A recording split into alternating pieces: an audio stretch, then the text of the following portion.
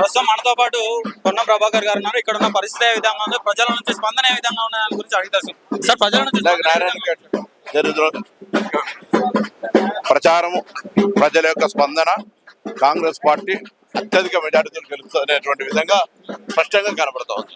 అంటే ప్రచారం జోరుగా సాగిస్తా ఉన్నారు. మరి చూసుకున్నట్టయితే ఇక్కడ ఎట్లా ఉంది మరి? ఇప్పుడు ప్రజల నుండి కాంగ్రెస్ పార్టీ నుంచి చాలా వ్యతిరేకత అని చెప్పి మాట్లాడుతూ ఉన్నారు. ఇక్కడ మరి దీనికి ఏం చెప్తారు? అసలు కాంగ్రెస్ పార్టీకి ఉన్నంత సానుకూలత 10 సంవత్సరాల టీఆర్ఎస్ పార్టీ ఒక డబుల్ బెడ్రూమ్ ఇయ్యలే, ఒక రేషన్ కార్డు ఇయ్యలే, ప్రజలకు ఉపయోగపడే ఒక పని చేయక రాష్ట్రాన్ని మొత్తం అప్పులమయం చేసింది అనేటువంటి స్పష్టత ఉన్నది.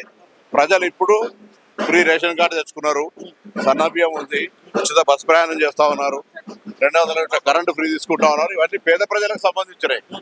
ఎవరో కొంతమంది మాట్లాడితే దానికి సంబంధించి ఇలా ప్రజల స్పందన కాంగ్రెస్ వైపు సానుకూలంగా, చాలా సానుకూలంగా ఉంది. మన మాగంటి సునీత గారు భర్త చనిపోయిన సానుభూతితో అనుభూతి, ఇప్పుడు 2 సార్లు ఓడిపోయిన సానుభూతితో నవీన్ యాదవ్ గారు పోతా ఉన్నారు. దీనికి ఏం చెప్పండి? ఎవరు సానుభూతి కాదు, ప్రభుత్వాలు ఏం చేస్తారు సానుభూతి.